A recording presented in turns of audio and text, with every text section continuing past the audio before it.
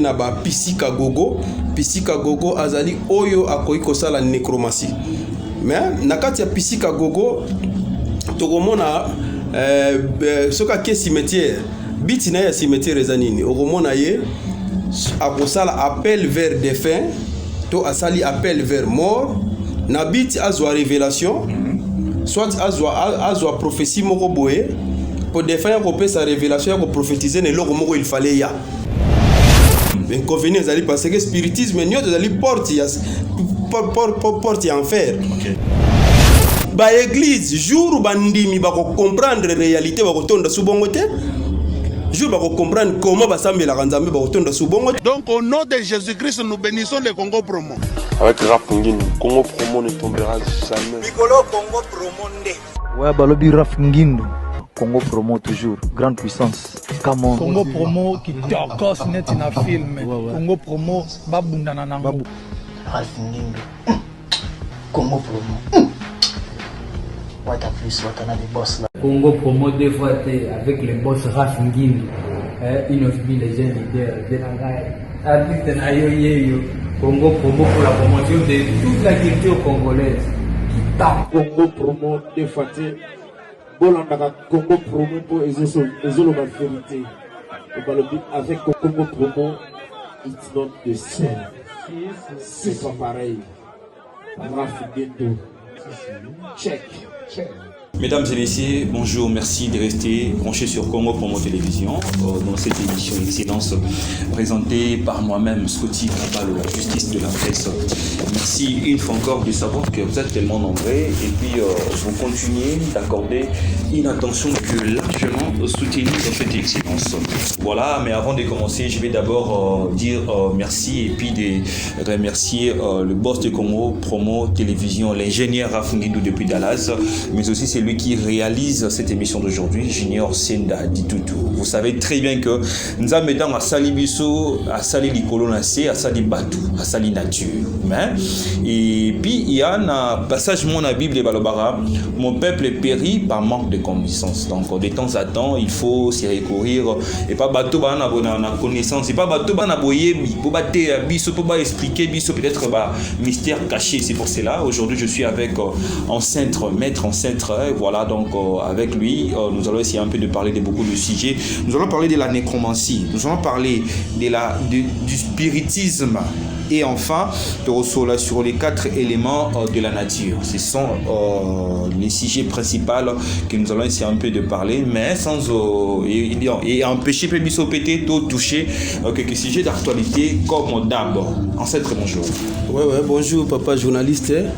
Bonjour na batunyo so bazolanda biso et puis basabonner belé to biki babonner ya sika babagisami voilà pour na biso bato sika bakota gatro ouais voilà bonne santé ouais santé za bien nazawana aime le serviteur ne ka to ya ko pesa lumière comme mon ancêtre na se présenter sous Mbalami Balé nazali connaisseur azali ingénieur en hermétisme na ko appliquer na ko modifier na ko changer ba loi nature pour la solution moko XY tous ana ba praticien ou azali na pouvoir doter kaka donc ceux qui pouvoir esili yé pas sili na ye tous ana ba mystique ba quête azana quête permanente ya vérité puis ya lumière de plus en plus azoluka mystique peut continuer ko révéler donc comme bon ancêtre. Ancêtre, merci pour la disponibilité. Voilà, donc il s'est déjà présenté et directement j'ai annoncé quelques sujets que nous allons essayer un peu de développer tout au long de cette émission. Commençons d'abord par le tout premier sujet qui est la nécromancie. Nécromancie déjà, les gens ont moins idée que nécromancie est bandeli, c'est les deux billes. Mais étant que maître spirituel, essayons un peu de nous parler de la nécromancie. C'est quoi la nécromancie? C'est la connaissance là. Oui, tous en nécromancie et puis tous en spiritisme. Voilà. Ils ont bilor mi balé différent, mais bis bangonio so ba se retrouver dans cimetière. Alors nakati ya nécromancie, bananyo bazali mieux placé ya ko sala nécromancie. Nécromancie ezali appel. Ya ba mort to ba défunt. Et koptinda biso to ke na cimetière to ça la nécromancie. Donc rituel non les gars na cimetière. Le rituel nango les gars na cimetière et puis au moment on a catholique ba benga la fête de requiem. Fête ya ba défunt. Donc ça dit que brokende kuna pa ba be mususu au moment ba ke kotika bitabe ba ke kotika ba malala ba ke kotika babiloko ka bakenda kotika. Voilà. Mais na kati ya nécromancie eza na 3 catégories o bakoki kosala nécromancie. Voilà. Ya liboso tozali na ba pisika gogo. Pisika gogo azali oyo akoki kosala nécromancie.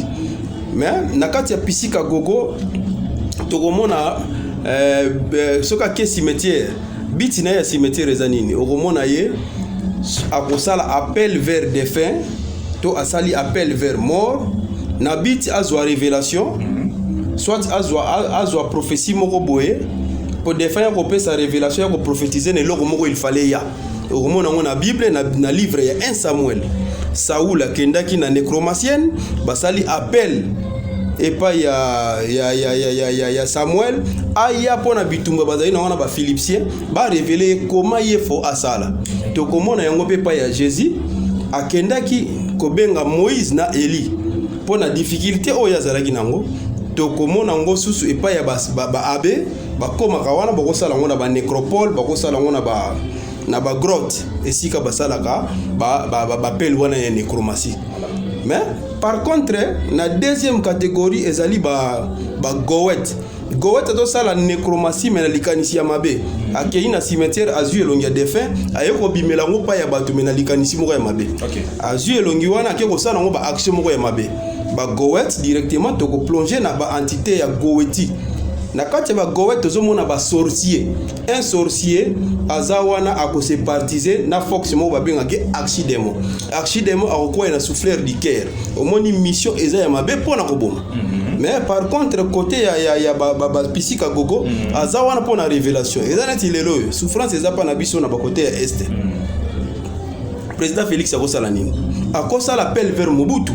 Babengisi Mobutu batuni comment yo maîtriser ka Rwanda spirituellement wana na nécromancie akosala appel vers Mobutu parce que yango na mission ya nécromancie. Voilà.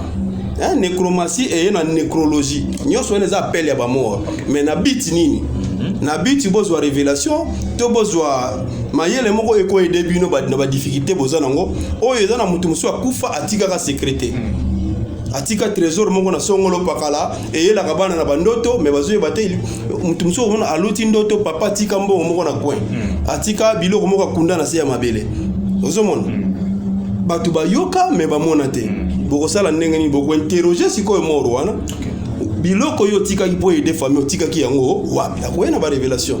Révélation ce qu'il y a na ndoto te ça dit que ba oyo bazali mieux placé ya kosala ngo premièrement faut za la initier de deux et faut za na ba catégorie wana au première catégorie to lobi ba pisika gogo deuxième catégorie to lobi ba goet malgré mission na bango dali différent par rapport ya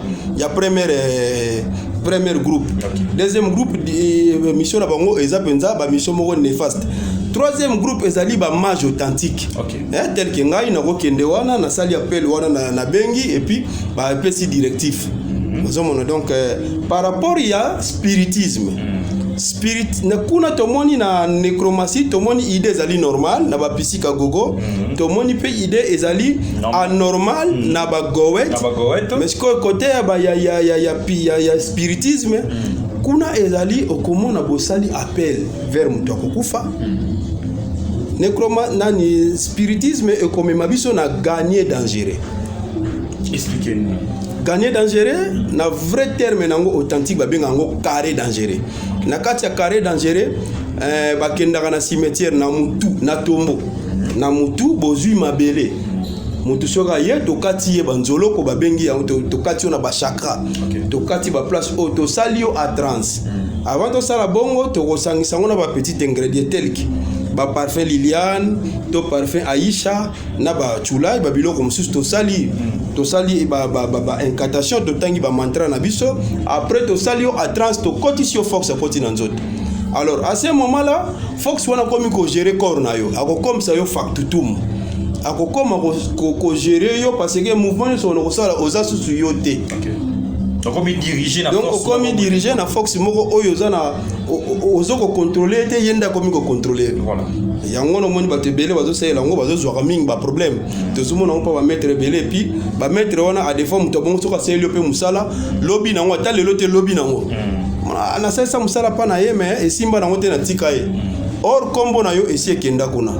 à la longue ekoya ko anuire wani ko yelo ba problème ils en a na ba inconvénient moko zali spiritisme inconvénient zali parce que spiritisme nyoto zali porte ya enfer na kati ya spiritisme ezali ba biloko ya biloko biloko moko ya base astrale ba entité moko ba entité obenga ngo ba entité légère ba entité moko non évolutif bango bayaka na ba caractère ya mabe vis-à-vis ya batu moko mona ngo ba katiere belé pe on ko sela kango surtout ba katiere ba sela kango ba katiere to mona na ba combat pe boya a comment diriger peut-être oui donc ba katiere pe ba sela ka biloko wana et puis na ba maître mususu ba bazoluka ba yaka ba bimisaka ba mbongo na ba biloko ba spiritisme parce que ça na tikotak mais ça na ba réalité ce ko ya mabe na sima nango.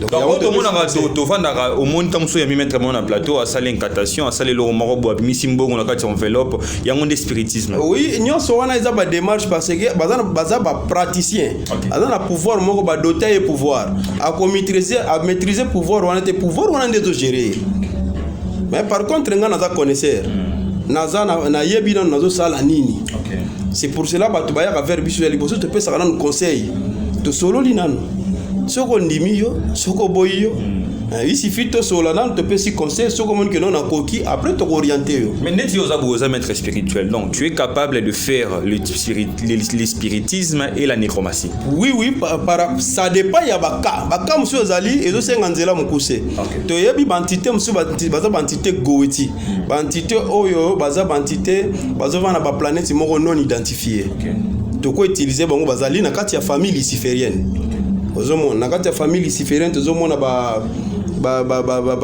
entité moko desi ya 4e dimension ya ba astral ba astaruti ba smodé ba roi digle ba satanael oko utiliser ye akena ye rapide azui droit na ye akei mais ba maître mususu akopesa droite oyo senga ba pesa entité wana poza la leze bike na droit na ngana kenda le risque ya wapi maître aseli mutu musala apesi droit ya entité te maître azaneka maître médiateur entre monde physique na monde astral dépositaire transmetteur asuki wana réalité nyonso ko salema o mwasi nanga zongaki o nazwaki mbongo musique nanga zo sala succès nyonso nanga zo sala succès ezali maître te ezali biloko ezali ya astral sexe argent santé nyonso wana amour tout ezali biloko za na astral il faut au transcender na réflectis entre guillemets obligatoire kuna nde ba solution ya ba nyonso eutaka yo ko commander kaka entité akaito au transcender au sali voyage ok kuna ozongi opesi mutu solution par rapport eloko za nango posa donc biloko wana ezo senga bato bazoyaka vers biso ba comprendre nanu ba vandaka nanu ba réfléchir après ba yepa na biso au mystique. Première chose des alignes, oser vouloir se taire. Olingi, omoni, okanyi munoko. Il n'y a pas bénéfice sans sacrifice. Jamais yoko ya verenga, na mona ki maître mo ozori bageno apesa kambongo fele. Ce qui cause aller au fele, pourquoi pesi bande gona été? C'est que conditions za kati. Donc par principe na ba loi na ba réciprocité des effets. Bien que bikila ba somba yango, mais za na conscience que non eloko na zo ya esprit o ba kosenga ngai so na za na ngote na somba pona za la l'aise. Mais maître, à comprendre bien ce sujet, tu as évolué très bien sur la nécromancie et le spiritisme. Est-ce que comme il a opé que Kamoro Boye est percussionné, Moutoumora Geneba c'est le spiritisme et marché bien té inconvénient, bah il opé Kamoro et Bongo au traité. Bon, bah Liboma. Oui, baka surtout baka ya maboma na zana bango trop na Bakongo. On a traité bazali. Pour na traiter mutu première chose zali na voyance. Kosala kolukano kosala vérification un grand maître soka ibino kosala check capté aibi kosala analyse te ya muto ba yelie comment ya ko traiter muto jamais na ko kozoma boko na ngana tchana nzoto ya muto sans pourtant na yeba muto aza posséder na ba entité ya côté nini parce que na kati ya monde wana tuna ba entité to ko expliquer yango na 4 éléments na tir ndenge ba caractère na ba façon na bango bazalaka. Voilà. Mais je pense que déjà au précédent le tout prochaine étape et puis au côté dans le sujet d'actualité parce qu'il y a beaucoup de sujets d'actualité. Bon et bien que roi belge il y a Belgique atana Kinshasa et le roi belge nous a apporté notre masque Moroyaki œuvre Moroboyo et qui na moi kala et qui est plus de 70 ans na Belgique roi yaki nango masque on a bien masque soukou et ça peine le roman pays spirituel. De retour à la question n'est pas maître. Vous voyez très bien que papa malgré tozo ki ba rumeur que a royal isoute papa zoya influence nini ya makasi papa rokuta nango na Vatican et ya PP zina kati ya mboka na biso Congo parce que Congo bobi que tozana mambo moi ebelé ezo simbate. Passons d'abord na deuxième titre plutôt sujet na biso que nous allons évoquer aujourd'hui, 4 éléments de la nature. 4 éléments de la nature. Maître. Bon, na 4 éléments de la nature déjà tozana mai, moto, mupepe na mabele. Voilà. Alors na ba langage ésotérique to robenga yango na 4 éléments wana ezali ba cosmogonie to ba cosmos to ba monde. Ya mai, moto, mupepe, mabele. Na mai tokomona kuna to na mabele to zo mabele eza na besprit o bavanda wana. Besprit wana to benga bango ba myome. Ba myome wana na la vraie appellation na bango to robenga bango ba myome wana bazali ce que ostali appel ya myome yela yo ya forme ya mukuse. Apparence na ya zo ya mukuse ne speak me. OK. Azia apparence à mutu. Azia mukuse. Non. Ba entité wana bazali ba bengango ba humanoïde, baza ba pepre na bazali ba créature. Okay. Ime azana miso komona ete me yazo mona ime. Par contre za na esprit mususu bazaka na ba plante na ba monde na bango to na ba cosmos bazali différemment muso komona moitié cheval moitié mutu. Voilà. Mais ba oyo ya 4 éléments nature ba bengi bango bazali ba entité moko humanoïde, bazali ba pepre na ba ime.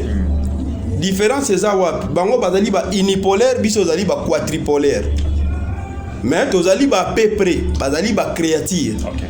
Donc baza ba créature mais aux yeux des humains bazo bima ba esprit pour bazo mona na te mais baza musika te na biso ba élémentaire ba 4 éléments nature wana na 4 éléments nature bango nyonso 4 wana bazali 18 na 18 nyonso wana nzambe atribua entité moko élément moko na nzoto wa mutu yo zana ye ngana zana ye ainsi de suite ozana génie na yo mais pour okota contact na ye il pour to comme soit na relation na ye faut to ça un jour no anniversaire. OK. Na journée anniversaire ce que tu en contact na ye après parents on ça la on ka appel wana 5 fois na année.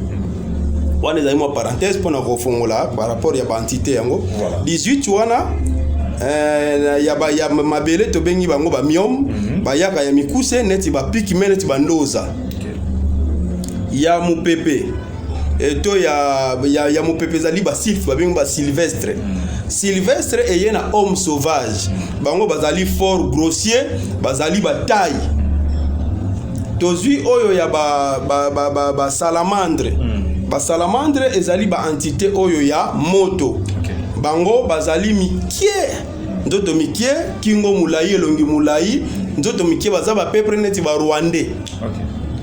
Oyo ya mai tozana ba ondin na ba ondine. Oyo ya moto tolobi ya moto na to bengo na mo volcanus volcan. Oyo ya mai bango ba yesko ba ondin na ba ondine. Eye na latin ba benyango unda to undina eye vague ya mai ndenge sagita kawana ya basi na ya mibali. Okay. Bango neso bazali ya basi pe bazali ya mibali baza mais o ya mai mingi so zo benga ya basi nde bayaka mingi par rapport ya mibali. Okay. Bango baza ba pepre neti na bato ndenge mutu azali ndenge bango baza ndenge bazali esprit biso na bango toza ndenge moko ba 4 éléments nature balata ndenge biso lataka baliaka ndenge to liaka ba bana mokina bango ka nyonso ba biso sala bango pe basala bango. Okay. Sauf kaka bango ba vivaka ta mulai biso tozali ba quadripolaire mais to vivaka ta mulai te. Okay. Mutu soka kufi les morts ne sont pas morts. Mais entité wana élémentaire soka kufi akufi kaka. Okay. Mais ce ko vivre ko banda na temps yesu ti lelo mona zo vivre. Voilà. Mais soka kufi akufi kaka. Alors ça peut décembre 2022. Quand nzambe parce que okay. Monde na astral ton invisibilité tant espace existe à côté. Tant espace eza pa na biso tozote la temps ba frontière ba limite ozomona biloko wana eza awe eza jour musu to ko expliquer Satan zalina ni Lucifer zalina les deux entités wana et puis si les deux forces équilibre faut to expliquer yango sous jour mususu batu baye batu kimaraye azalaka nani ozomona wana eza biloko musu to ko yango mais par rapport ya 4 éléments nature voilà 4 éléments nature wana to komona ngo directement na étoile de Salomon. OK. na kati étoile de Salomon ko na kati moki parce que c'est une étoile oyo maître toyebi na bato ba otala biso étoile moko o to mona ngo banduki basalela ngo to mona ngo na ba sango basalela ngo apparemment ba religion nyonso to les ara moi 5 étoiles wana ils ara plutôt 5 points wana et c'est un peu de nous définir les ara koto nini koto ya molili bien koto ya pole.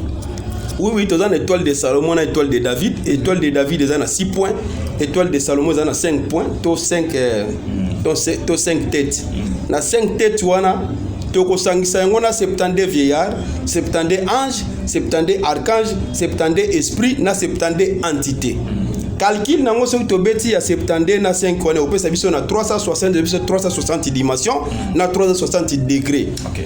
Un grand maître spirituel a kogi ko sala appelle tes esprits à apparaître sans pourtant à sala cercle infinité parce que mutoye na microcosme Dieu a sa petite particularité qui est l'homme et puis macrocosme les lignes sont entourées biso ba moi ba moto ainsi de suite. Mutu tango tele magana centre azo représenter Nzambe. Tant azo sala appel vers esprit azo bageno et que là mu oyo yende bachaki a diriger mokili. Par rapport à la potentialité Nzambe apesi mutu tant watebi na centre faut asala cercle infinité na kata cercle infinité faut asala étoile de Salomon. Étoile de Salomon ezali étoile babengango étoile flamboyant. Ezali étoile ya soumission ya envoûtement na ya désenvoûtement.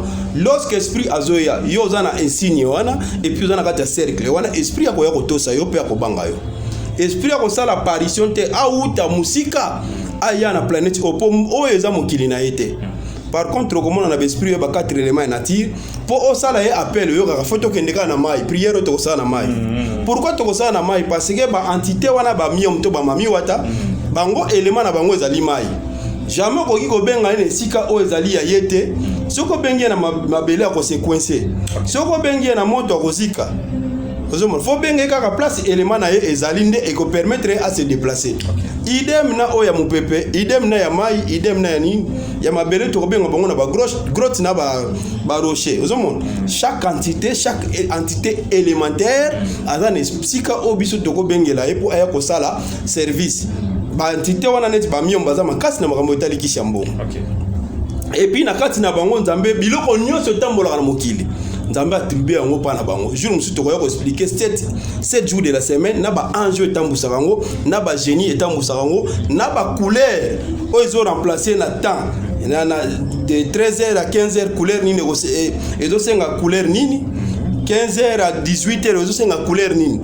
Donc tu vas expliquer un peu tout aider parce que na kati chaîne na biso oyo to za wana poto pe sa lumière na ba nyonso bazolanda biso. Voilà, c'est un peu ça. Et voilà, je pense que maître essaye toujours de nous expliquer sujet ezali très important peut-être que ça mystère. Boye baraté toye baraté. Mais maître, na kati ntango tangi makambo nyonso expliquer biso. Soki nazongi su na départ, oyebisa ki biso ko ezana ba cérémonie belé senga kokende ko sa na cimetière.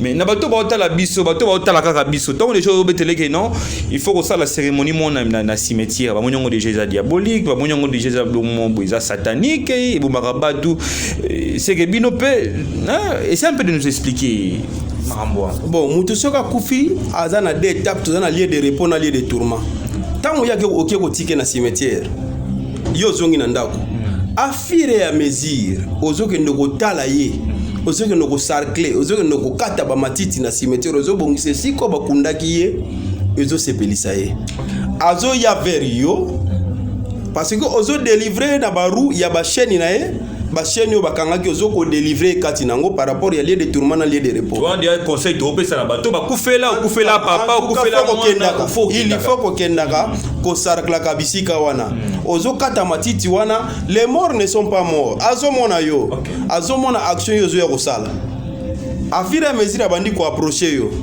bolamu yo do sala ye abandi ko sepela nango abandi ko ya vers yo soko zali na ace psychique misu oyo ezo senga emona parce que tozana ba misu ezo mona tozana ba matoyi oyo yo kaka ba bengi yango oui côté ya matoyi na misu ba bengi yango ace psychique ezali ba 5 sens ya corps ya mutu ka côté na étape ya initiation ndenge akoyeba ba role wana tango zo sala kango a fur et à mesure ba mort bazo ko approcher mingi bino bazo yeba douleur na action bodo sala wana bana kotika yote ba ko selo bilo mutu ezali invisible et ezala na ni 10 francs ba ko sengo lo côté bango souci na bango ndenge zo kataka. Pourquoi ba spiritualiste presque bango nyoso ba ndako se retrouver na cimetière ba pesa ngo respect.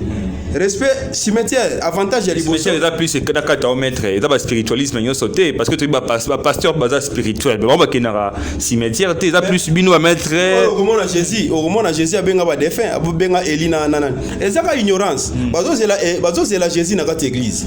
Or, ils ont fait ça l'effort. Mais Dieu est omniprésent. On va invoquer pas Kitim. En tout cas, Nzambe a biloko belé yango bon ba prière ba te suka na plafond. OK.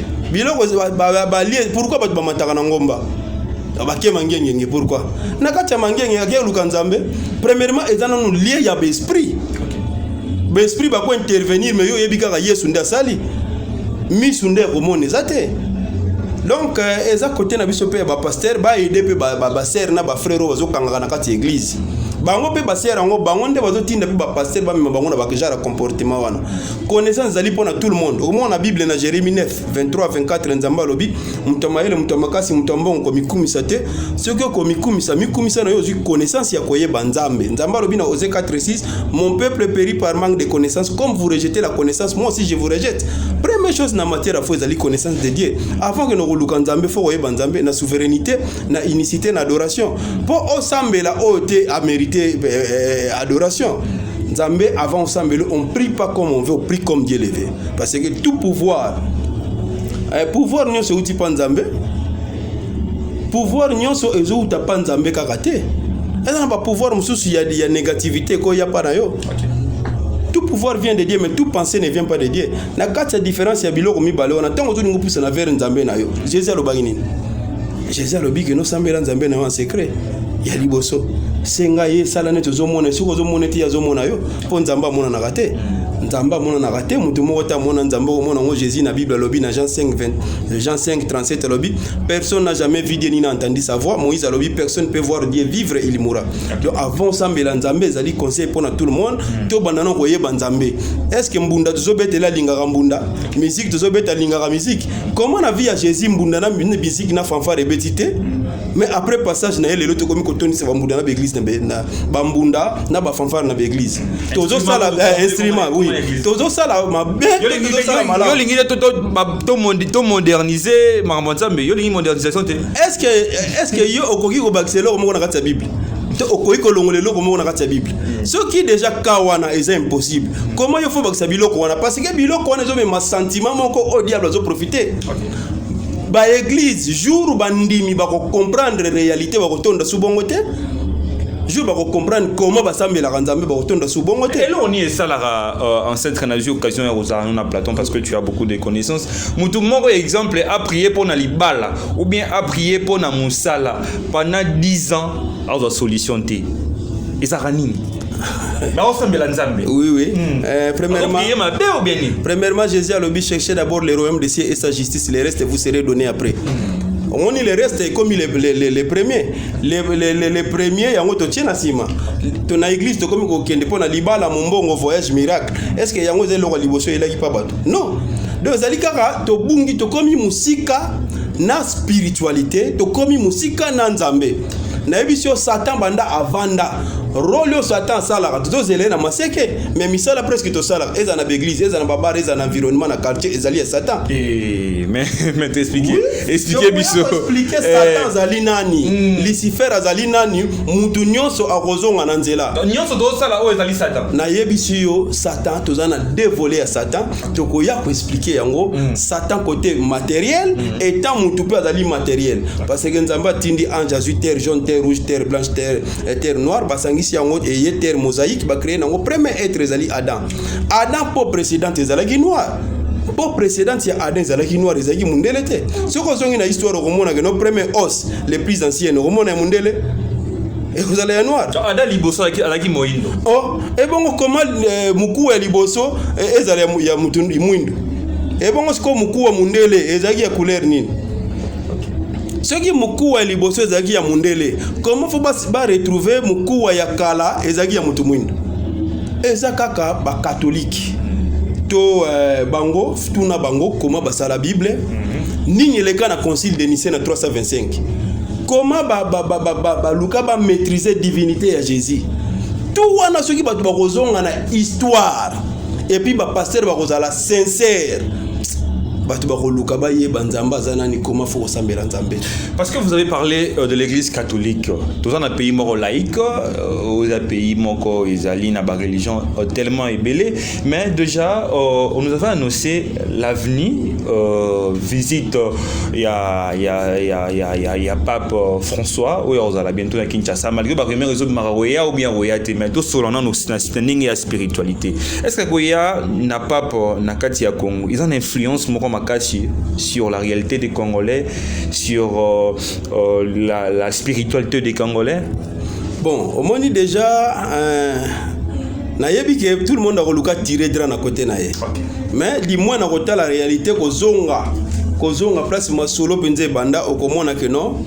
Avant pape wana ya ezana pape moko na leka ki aboy ki makamba pédophilie balongola ki et puis kalaming ta kufaki parce que zali ba secret wana oza obligé ya kolingango ezali showbiz o simbi mokili siko pape soka ye awa déjà base ya pape ezali réalité moko grave ce qui siko ye na Congo azana ba intérêt musu ko za la physique par rapport à babiloko ba kopesa ye po ba président na biso presque Afrique ba yebi que non pona za la président fona ndimana sepelaka na pape mais parce que tozo ça la serment na ba livre aux ali importer mais coutume culture na tradition ya ba koko to ya ancêtre na biso ce qui to bagi to la na to ngato za na besoin pape te parce que réalité ya ba crime nyo se salema na ta ya kala ba roi Léopold tong ba ya aw ba lubiko ke évangéliser Congo bazali peuple moko tenet ba peuple nyo ba yebagi déjà nzambe biso to yebagi nzambe biso to yebaki nzambe lelo des autres zo salema parce que to bungisi nzambe na biso batie maseke biso yebaki nzambe mpungu zali mutute nzambe mpungu elagisi nzambe salagi likolo na se o ya mériter adoration créature ko mériter adoration te ce qui papa ye a l'avantage ya catholique et puis influencer na l'église mususu parce que pape ndazo diriger monde. Est-ce que déjà aux musulmans déjà aux contre logo en tout cas ngai koya ya pape azana no prophétité ce que zalaki Jésus ngai ya ça va parce que azali chemin vie vérité mais ce que zali pape ce que simbinete ba prescription ya Jésus ngana obangi par rapport à quoi ezana bentere na bango entre yena bato ba accompagner bango ni bayebi que non na simana biso tozana babiloko tokozonga nango masque batindeli biso masque wana déjà na mise na biso banoko déclarer yango mise wana masque wana banoko déclarer yango depuis kala ezonga abanoko boya balobaki yango simbi fox na bango mais lelo bazonga selibiso yango mais oza sir ozui mikuwa to ozui musuni parce que tout pouvoir est déjà cissé et puis tout pouvoir est déjà désorienté. Mon frère et loko simbi comme on téléphone déjà ba ko connexion no sala ba message ya télépathie transmission de la volonté par la moyen de la pensée communication entre deux personnes en distance ba ko na biso bazaki déjà bazaki doué ba yebaki nzambe ba izaki na bolingo bazaki na baniko s'entraider lelo total entre ngana yo total bandeko na biso vis-à-vis est-ce que ça yango mon frère kene na gomo so mona massacre tala niveau mokilezo ko masal est-ce que ça li caractère na biso ba noir non to yebaki nzambe ata na Afrique ba yebaki nzambe bazo benge na kombo ya atumura la gisi sable donc mbuma moko ya sable o bakoki ko kabola endetté mais le ba lui so dit le père dit le fils dit le Saint-Esprit est-ce que ça croyance na biso non Jésus a vivre na botami place a botami a ko vivre na Égypte ça sali 30 ans tango zongi na mboka na 3 ans kaka ya pamba baluki babomaye faut tuna biloko ya Bible tozo tanga Bible mais tozo linga te ko tanga histoire ya Bible fanatisme et trahir biso. La Bible a toujours dit vous connaîtrez la vérité et la vérité vous en franchira. Ça va nous donner la vie. Nous commençons déjà à chuter petit à petit de cette émission, cette très belle émission avec ancêtre batbauta la biso batba de okio batbana bezo ba yeba en cas de problème parce que batbauta na ba problème mais si la raté accompagner biso to boto na ba problème to botami nango to vivre nango to kufa nango ba problème nini oyo ancêtre za capable ya retirer les ya kopesa ba solution batbauta la yo ko solo na bango excusez nangana parler mukie sur Kisiambongo Voilà, Kodia Nzimbu Mpungu Mbambu eza biloko to parler par rapport ya tant TV za radio te. Voilà. Mais côté ya kisi ya mbongo mwana soki abotami journée ya liboso ayaka na mokili Banque Céleste, Banque Astralité, Banque Céleste na ye efongwami. Batu baye kotala mama wana boti mwana kitoko mtoeli mama savo ya mwana yango oyo melati banque wana ya mwana efongwami dépense na mbongo na ye ebandi. Mutu wana komona kokisi 40 ans to 30 ans a se rendre compte te asi alia combien banda banque ne fongwama. Mbala mususu soki batuni komona asi alia $50,000, asi alia $100,000 azomi tuna alia kiango ndenge nini. Rien n'est impossible aux Dieu. Déjà banque ne fongwami ba déjà consommer mbongo na yo. Oyesiko pa ya maître spirituel, ozana besoin ya $100,000. Mbala mususu nzamba komela yo kaka $10,000. To akomela yo 100,000 aussi olia yango yebite olia kindenge nini. Bandiko luka siko lokola manoko ya ndamu ozondi matekeza yango ya yo. Bandiko luka ya diku nde ozo kantia diku yango nde ya yo. Esiko pa ya maître spirituel. Biso to kosa ndenge nini. Na projecter na astral, na visualiser, na tali na provenance divine. Est-ce que muntu oyo na banque céleste na e atikala na combien? Na tali boy muntu atikala na 2,000, masenga $5,000. Toi c'est 5 millions, toi 1 million. Le cola, pour mbongo na yo, ce que ça 5 millions tikalaki. Mbala mususu po ozwa yango bien fort okokisa âge à 70 ans. Yo moni na 30 ans de kosala makambo minene 70 ans pa fort kolemba déjà.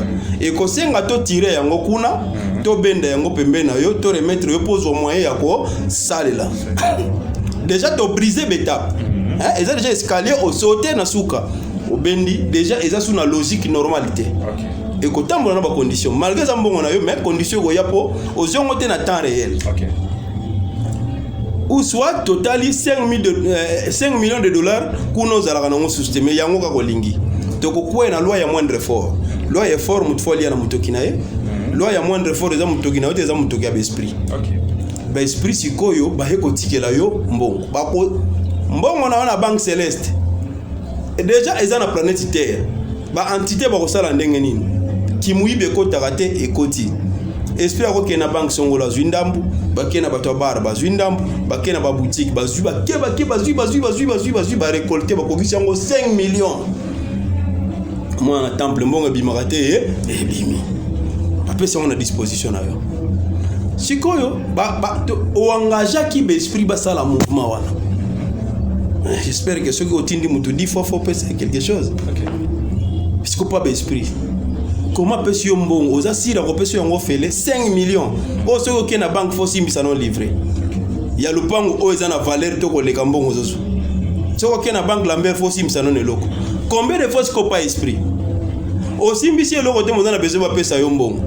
Ba condition ezali mystique faut simba ba principe na ba loi na ba réciprocité des effets o kosomba bikila e kozala la valeur ya mutu mais ba changer yango ba tie yango ba ngombe à des fois 50 ngombe mystique pour atteindre objectif et senga ba moyen wana zo permettre mettre asomba asa chulai bougie zomon ba ingrédient ezali oya kosomba po basala appel wana be esprit ba ya ko réaliser pour ça na yo et puis osomba bikila po ozala à l'aise. Ce qu'on a besoin de sacrifice humain. Mais bah monter bah 5 millions à 10 millions. Bah quoi ça y est un sacrifice humain. Donc faut maquiller. En tout cas, esprit mbongo nano lo or palata o le zeb esprit. Yo ko pese sunini. Mbongo likolo mbongo, non? Azana besoin d'énergie. Énergie on ezani. Ezali moteur divin. Eza biloko ko faire réanimer bango. C'est pour cela moni na ba principe ebele ezali soko zolia na ndako na yo soko zolia soso pourquoi obuta mikuwa te. Obuta mikuwa te parce que na kati ya soso makile ezali. Mais esprit ba yo kozwa soso oyo tikaki na ndako na yo. Mikuwa yo tikaki bazongisi ba rendre yango soso. Bazongisi yango wana ezali biloko ba madragore femelle na mal to ko expliquer yango jour mususu. Voilà. Donc ndengwana ezali ba biloko ya esprit. Donc côté ya code ya nzimbu mbambu ezape kaka ba porte-monnaie, ba porte magique, tout wana ezali mingi ya. Nyonso wana ezaka ba kombo moko. Eloko nyonso ezala relier ezana inconvénient. Ezala nyonso ezana ba inconvénient aussi mbaka ba principe. simbaka ba principe mystique ezali baluka ngo kozala mineur te zala majeur yebe loko zo lingo sala nivellement de conscience la réforme du système éducatif na yo kozwa mbongo donc oza conscient na yo kozwa mbongo na banque te na boutique te et pas yanganga puis na briser ba étape et puis ba kozonga na monde astral eko bimana temple maître mais ezate maître apesio be esprit nde ba yeko tikela yo et comment ngandeli mtabota abela liboma azimbonga kisabe liboma oui kobela liboma ezali kobebisaka bikila parce bikila nyonso soki obebisi yango be esprit baza na ba sanction mbala moko yango ngoni pa nzambe sanction ezalaka mwa passe 10 fois au péché 10 fois limbisi yo mais pas be esprit faut ozwa sanction pour ozwa conscience donc ezali nzela moko ntango ozolingo ya yango yokaka mingi poser ba question ntango boorienter yango osimba mibeko wana. Pour chuter, hein, l'eau moi aussi les kaki, mais je vais essayer un peu te répéter. Et on a l'eau mon robot iso rinyang na Dubaï, va porte à poti, va te balayer à banier à bateau. Excusez-moi pour les termes, on est à la télévision, bah caca, il y a bateau, on va te déféquer sur les gens, bah urine il y a bateau. Est-ce qu'il y a bien fait spirituel? Oui, biloko wana avant na Dubaï, il y a Dubaï et bandiko yoka na lelo. Mais ce que c'est tozongi na mwanda pezalaki. OK. Babengo ba diatuvi et pas na biso ba Congo ba diatuvi bazali akoya pa na nga zwikisi mbongo mais condition zali ali akaniei niango ko liango te na place ya salité faut tsango na sani ya mbele azoli yango zala à l'aise abe selongité. Pourquoi? Parce que diable a ko frapper kaka na porte ya muto e ko lukaye soki yo luki eta ko lukoni Satan sa logique biso nde tozana désordre ozomona c'est-à-dire que na monde d'esprit bazana ba logique l'esprit basé belé dans 70 archanges bazali 50 ba entité majeure na entité mineure na entité majeure bazana ba logique na bango l'esprit basé belé ya loin ya planète proche ya planète entité basé et na ebisio l'esprit bango ne ba kolom mabele oyo dans na monde ba biloko wana salama na mwanda et salema ezape na nkuku mon frère na ebisio nyonso esimbami na secret ezali pouvoir secret ezali pouvoir tout le monde abombaka ya ye secret nzambe ndamonaka nyonso nzambe ndamonaka nyonso mais takozoli siko ya muninga na yo moto ye na azokitisa masumu aza ko voûter yo bien dans la loi moro spirituelle bon au moins kuna ezali condition bako ebisio que non par rapport à biloko de pesio il faut aller en étape interne nyo ezali ba objet ya prophétie biloko wana fo salema ozomona mbongo zo circuler penza makasi ezali mbongo moko ya côté moko ezali mingi négatif ba mbongo ya bien ezali mwa pasi ozomona mbongo bien banda ko mériter yango kokoya te na cop salango batala yo pourquoi mujo zo koma connecter parce que par rapport à la réalité bonzambe vrai bonzambe ezo vanda sous ne sikate. Ils ont vendu la société, ils en ont pas pasteur, ils ont la vérité. Tout le monde a eu place où il y a batamaka. Comment un musicien chrétien a sali disque naie, les lois sali succès et à ce deuxième album sali succès. Ni wana succès et où t'as ils ont biloko astral, ils ont biloko astral. Pasteur a sali pleine église. Bandimba ko yana bango. Mais quand on a cette église on a la réalité comme on a que no bonzambe za mo musika mais ba foule za na kati. Donc ezali batiki bonzambe musika nde o bazolanda ce n'est que normal donc soki yesu aye bato ebele bakokota te bato ebele pe bakotikala ozomona a des fois yo kutobanga no nzambe koleka bato muso ozomona ona lata atelemaki liboso cher parce que soko ngo luka ba piété ko luka bango na église te babangi nzambe baza mingi na église te Turumina suka sio to sola pinga ancêtre tsonzamba ina 18h lelo yo kota lola. Oui, parce que na yebi valeur nzambe nga na sala ka voyage astral na pumboka na kei tango na ke na astral na ke ko mona munene ya nzambe aza wana zali début sans commencement zali l'infini à la fin avant sambele fo yeba na ba juste valeur na ye azali na ba attribution na ba unicité na ba adoration ko sambela o azali ekela muté na vie na yo. Est-ce que maman Maria a yebi que Jésus a nzambe na ye? Tout na question na ba pasteur. Donc oui, l'église catholique, les pasteurs Masolo, c'est juste une attente où ils ont préparé pour l'IFE, solo. Mais ce que catholique est sali banane. Groupe de réveil et bimina catholique. Et sali ba branche. Et sali bango nyonso bazana kati ya masuwa moko. parce que ceux qui ont boyi Jésus na système ya Théotokos ezali la mère de Dieu aye Maria. Ceux qui ont boyi que non, Marie est la mère de Dieu. Yo lobi que non Jésus azali Dieu. Mozo monte bino mbale bozaka mutolongo na quoi en faire awa ke na quoi en faire oy. Parce que yo koto bengi Jésus nzambe, kuna babengi ye Maria nde mama ya nzambe, mozo monte. Donc ça dit que ngane na zabo pourquoi na kokota paradis na yebi nzamba kanani. Amonana na miso mutu te. Si on a ressemblé en vérité, net nazomona ye soki na moni ete yazomonanga. Na yebi ba principe. Pourquoi pas esprit ko benge bongo te fo simba ba principe? Combien de fois pas ya nzambe? Nzambe ba na ressemblé te net zoke de toilette. Non. Nzamba tie ba prophète ba médiateur entre bisona ba dépositaire ba transmetteur Jésus alobi. Si vous ne m'aimiez pas, ne gardez point ma parole. La parole que vous attendez n'est pas de moi mais du Père. Abagi Salobi, je n'ai rien parlé de moi-même. Le Père qui m'a envoyé m'a prescrit lui-même ce que je dois dire et annoncer. Je sais que son commandement est la vie éternelle. Nalik, chapitre 4, verset 40 à 41. Jésus a bengani ba démon en zoto ya batu. Ba démon babimi, ba tali Jésus balobi, tu es le fils de Dieu. Talaka. Jésus a siliki abandi ko menacer ba démon, akangi bango munoko. Pona nini? Balobi na se vexé parce qu'il savait qu'il était le Christ. Démon ayebi vrai valeur ya Jésus azali Christ azali nzambe te. Mais babe abengi na mwana nzambe, abengi nzambe te. Mais mwana nzambe. Okay. Jésus a siliki po ayebi ke non nzambe na nga botata botamate azana société. Nzamba botaka te. Nzamba sali Adam papa te mama te. Asali Eve papa na ye Adam mazana mama te. Asali Jésus mama na ye Marie azana papa te. Asali ngana yo zana papa na mama ezalo ba éloge na ba grandeur faisons on a Dieu créateur. Okay. En tout cas batuba benga biso na plus 243 089 56 43 268 089 56 43 268 tokozonga na prochaine émission pour te expliquer Satan zali nani Lucifer azalina na biloko msusu ko aider to kopesa na ba cadeau comment mtoko sambela nzambe na kwa soka na besoin loko moko couleur nini ko ikolata soka zoki no toke pas pour na musala na maka mususu. Merci beaucoup. Voilà, merci beaucoup à cette qui était notre invité. Merci vraiment pour la disponibilité et à vous tous qui vous nous avez accordé cette attention que largement soutenue toujours dans cette émission Excellence. Quant à moi, je vais me retrouver très prochainement avec un nouveau invité. On garde toujours avec le même standing, le même plaisir chez Congo Promo Télévision. Bonne suite de programme. Au revoir. J'avais entendu et j'ai vu. Félicitations à Congo Promo TV.